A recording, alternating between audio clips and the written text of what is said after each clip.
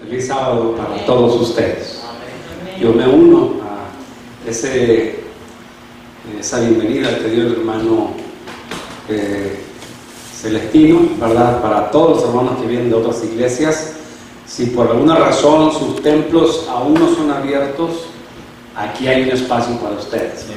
Son bienvenidos esta mañana a poder recibir la bendición de Dios. En el año de 1979, un escritor español escribió un libro que causó mucha polémica. El libro se titulaba Los renglones torcidos de Dios. Causó tanto impacto este libro que 3 años después en México se hizo una película basada en este libro. Y la película se llamaba Los renglones torcidos de Dios. En la película se hablaba que los renglones torcidos de Dios son las personas discapacitadas, los niños que nacen con algún problema físico. Entonces esos son los renglones torcidos de Dios. Y el libro habla de eso, de niños discapacitados, de niños que nacen con problemas mentales. Y este libro causó mucho auge, tanto así que 3 años después en México se hizo la película Los renglones torcidos de Dios. No me lo tomen a mal, pero yo tenía 13 años y la vi. La vi. Causó euforia. En México era un éxito la película Los renglones torcidos de Dios. De paso la protagonizó una artista mexicana muy famosa, Lucía Méndez, Gonzalo Vega, Alejandro Camacho. Protagonizaron la película. Esta película, como yo decía, ¿verdad?, fue muy famosa. Los renglones torcidos de Dios. Yo pregunto esta mañana, estimados hermanos, ¿Dios tiene renglones torcidos? Y quisiera compartir con ustedes, hermanos, y decir con toda claridad que Dios, hermanos, vamos a ver si esto puede moverse. Estaba trabajando Yasna. Ahora sí. Dios, hermanos, no es responsable de esas veces en las cuales un niño nace con alguna discapacidad, a veces un niño que es alcanzado por un cáncer, esta pandemia que tanto daño ha hecho, donde han muerto miles y miles de personas. Dios no es responsable del coronavirus. Dios no es responsable. No son renglones escritos por Dios. Un niño discapacitado, un niño que es alcanzado por alguna enfermedad, esta misma pandemia del coronavirus, no son renglones escritos por Dios.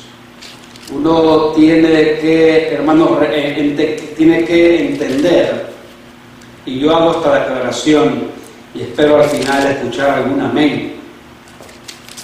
Los renglones escritos por Dios son derechos y están escritos en la palabra de Dios. Y creyendo firme en esto, hermanos, la sierva de Dios en el libro de la educación página 213, ella escribió lo siguiente: como agente educativo, ninguna parte de la Escritura es de mayor valor que ¿qué cosa? Que sus biografías. Y esta mañana, hermanos, traigo para ustedes el texto que leyó nuestro hermano Celestino. Está basado en el libro de Hebreos, en una declaración maravillosa que hace el apóstol Pablo acerca de este hombre que es un héroe de la fe, llamado Moisés. Traigo la versión de lenguaje sencillo para ustedes. El hermano Celestino leyó la versión Reina Valera. Esta es una versión de lenguaje sencillo.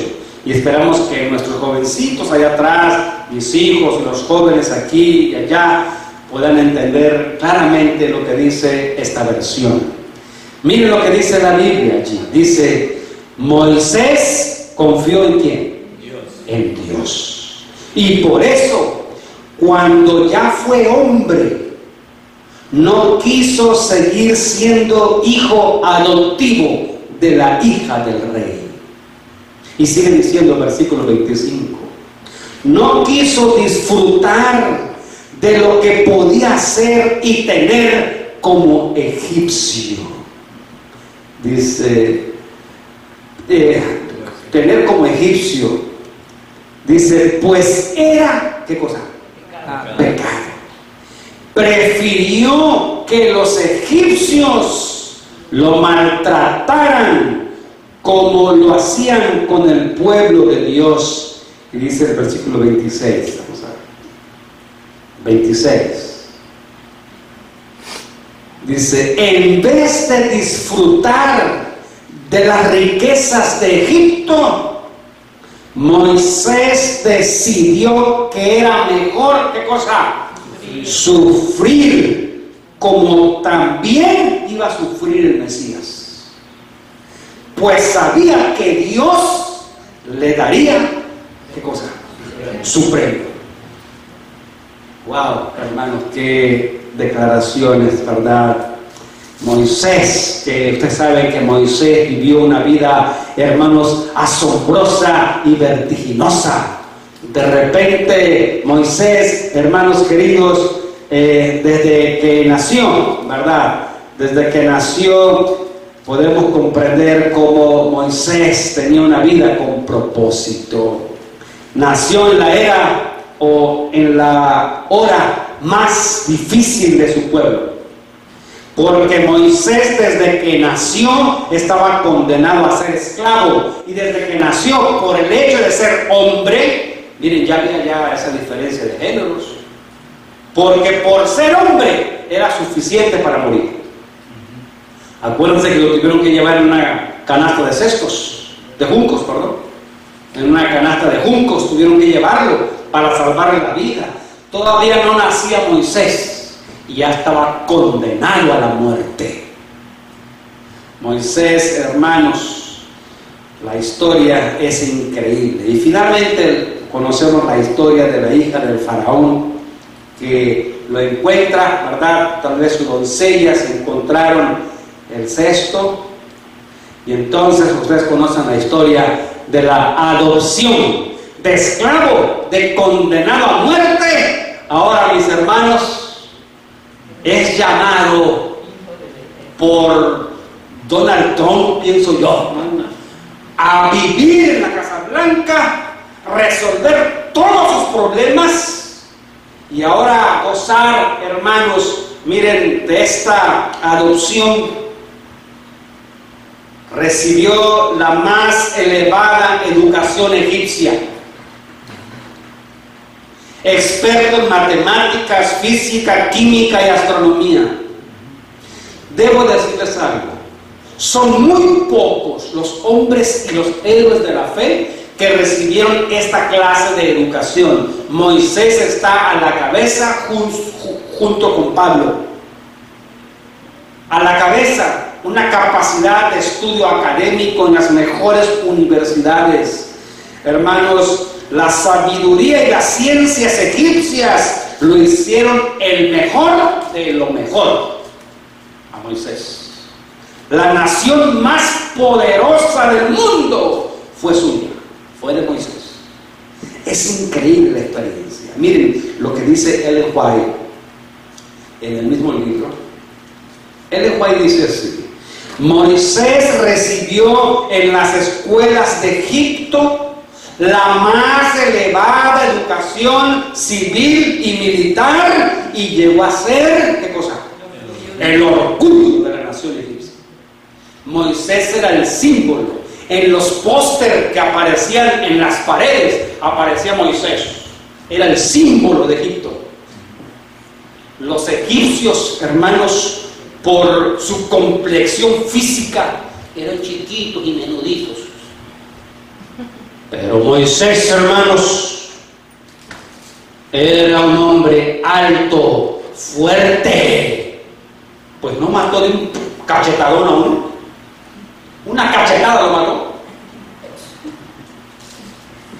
Moisés, como heredero, hermanos, al trono, como heredero al trono de Egipto, fue objeto de los más grandes honores que el mundo podía ofrecerle. A Moisés, hermanos, se le llenó de los más grandes honores que se le podía ofrecer a un ser humano.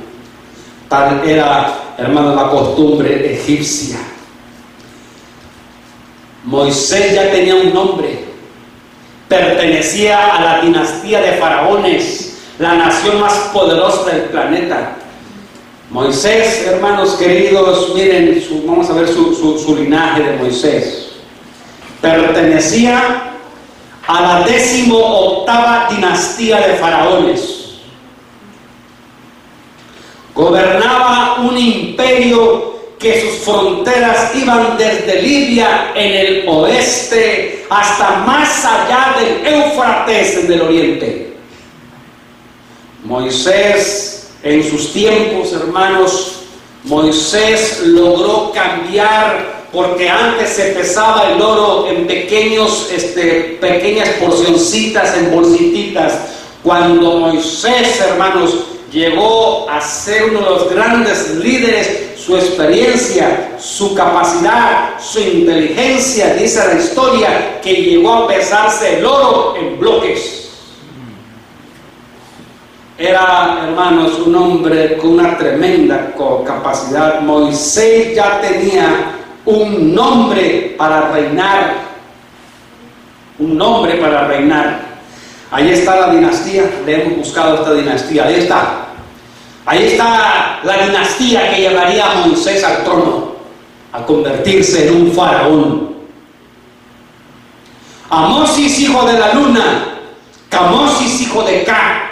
Tutmosis, hijo de Tot. Ramsés, hijo de Ram.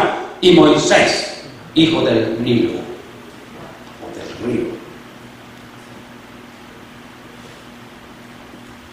La pregunta de esta mañana es, hermanos, ¿qué rayos le pasó a Moisés?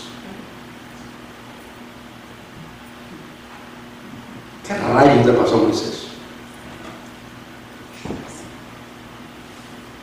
Yo pienso que si un día de estos me hablara Donald Trump y yo contestara el teléfono y me dijera: ¿usted es el pastor David Cortés?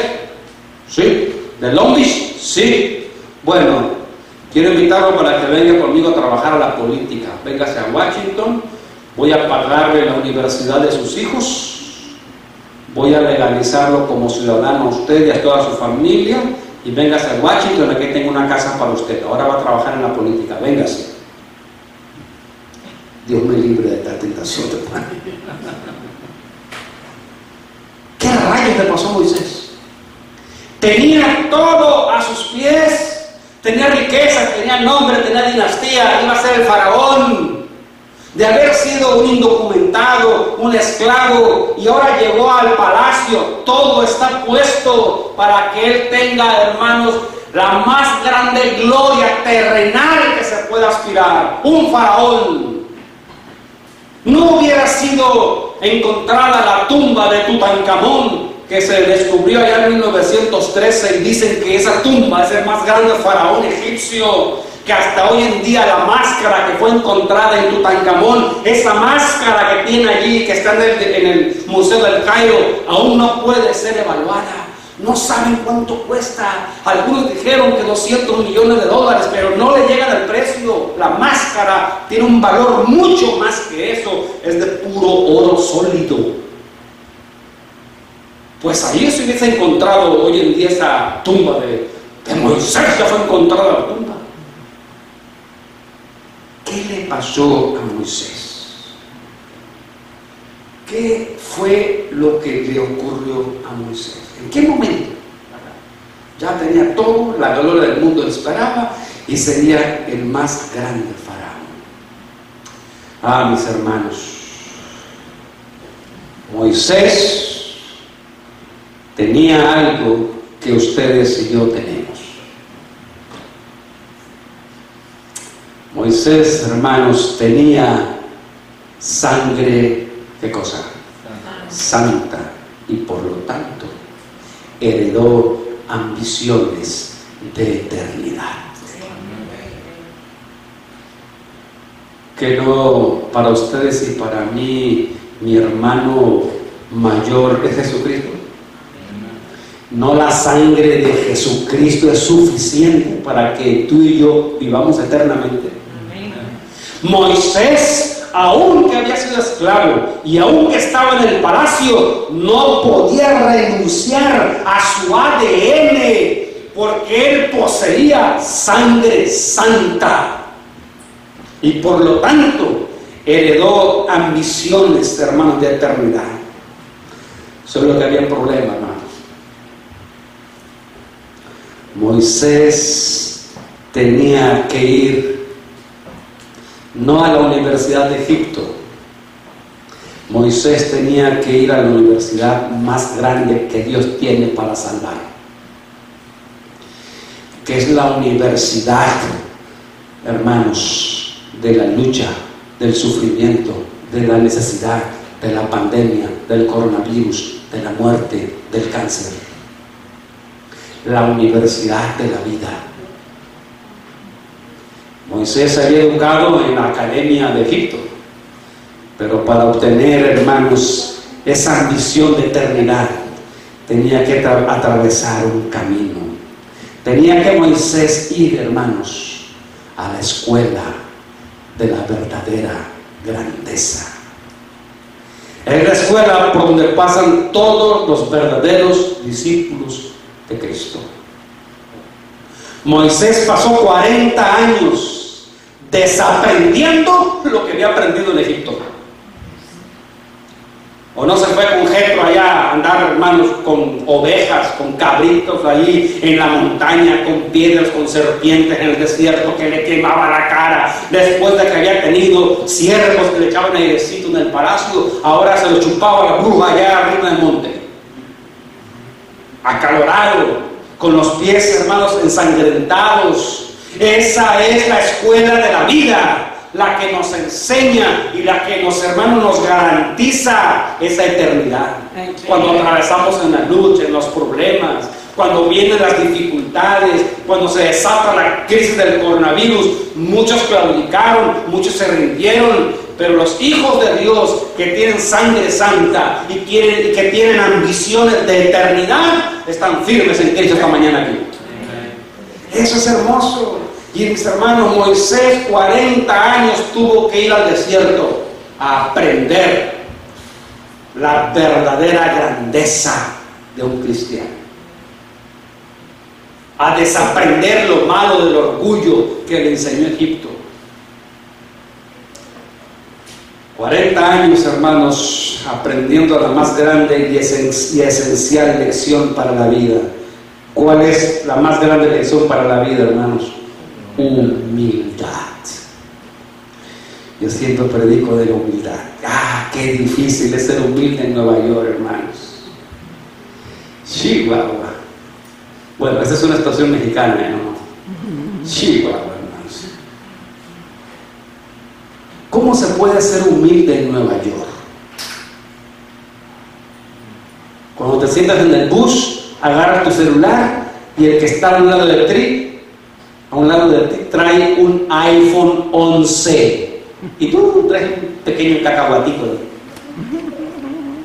¿Cómo se puede ser humilde en una ciudad como Nueva York, que es el símbolo del orgullo mundial?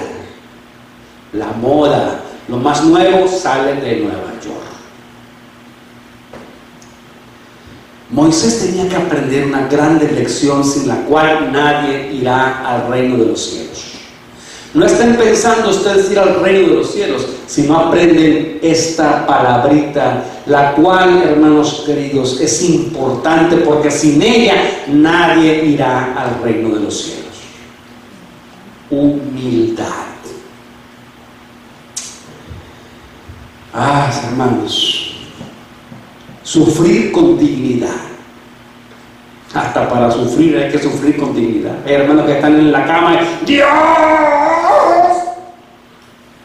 Pero yo sé de personas que en medio de la enfermedad, en una cama del hospital, hermanos, están alabando y glorificando a Dios. Como dijo Job, Dios dio, Dios quitó. Bendito sea el nombre de Dios. Sufrir con dignidad, humildad, una palabra, hermanos, que merece estudio. Y finalmente, hermanos, 40 años con Jetro en el desierto aprendiendo humildad, una escuela de la vida para aprender humildad. Y después de 40 años con Jetro, ¿cuánto tiempo llevando al pueblo a la Canaán? ¿Cuánto tiempo? Otros 40. ¿Cuántos años son? 80 años. Échense eso, 80 años. El que estuvo en el palacio, el que iba a ser faraón, el que tenía dinero, el que tenía posición, el que tenía estudios, doctorados. Ahora, hermanos, 80 años de su vida aprendiendo una sola palabra: humildad. Y finalmente Moisés llegó al examen final. No sé cuántos de ustedes alguna vez se sintieron nerviosos en el examen final, cuando vas a pasar de un curso a otro. Moisés llegó, hermanos, al examen final. Y el examen final de Moisés, hermanos queridos, fue: Moisés, por haber golpeado la roca, no entrarás en la tierra prometida. Échense ese examen. ¿Qué hubieras hecho tú? Dios, eres injusto. Yo que renuncié a Egipto, renuncié a la corona egipcia, renuncié a la riqueza, renuncié a todo por ti. 40 años me fui al desierto y otros 40 para llevar a este pueblo ingrato. Y solo porque golpeé la piedrita me quitas la tierra prometida. Dios, no vaciles. Te di mi juventud, me hice viejo sirviéndote. Y Señor, solo por la piedrita. Y Dios le dijo: no entrarás en la tierra prometida, no vas a entrar. ¿Qué hubieras hecho tú en ese examen final? ¿No hubieras tú pedido justicia? Sin embargo, hermanos, Moisés vivió una vida con propósito. Y vean qué ocurrió en el examen final de Moisés. Aquí viene el examen final, aquí viene el resultado del examen final. Luego de sufrir, de padecer tantas dificultades, finalmente aquí está el examen final. Vean a Moisés transformado. Dios le dice a Moisés: Moisés, sube al monte. ¿Y qué hizo Moisés, hermano? Subió al monte. Dios le dijo a Moisés: Moisés, acuéstate. Y Moisés se acostó. Dios le dijo a Moisés: Moisés, cierra los ojos. Y Moisés cerró los ojos. Dios le dijo a Moisés: Moisés, muérete. Y Moisés se murió. Esa es la clase de humildad que Dios exige de sus discípulos, de sus seguidores. Moisés descubrió cuál era el propósito para su vida. Esta mañana yo les pregunto a ustedes: ustedes vinieron de Guatemala, otros vinieron de Ecuador, otros vinieron de México, otros vinieron de El Salvador. ¿De dónde viniste tú, hermanos? Yo siempre he dicho que aquí el único VIP es José, que es de aquí. Todos los demás somos extranjeros y advenedizos. Tal vez el estilo que también puede decir que es de aquí. ¿De dónde venimos? Cuando empezó el coronavirus, me habló una hermana muy desesperada y me dijo: Pastor Cortés, lo que está pasando, Cristo viene. Le dije: sí, hermana, gloria a Dios, Cristo viene pronto. Le digo: Pastor, ¿cuándo se regresa a México usted?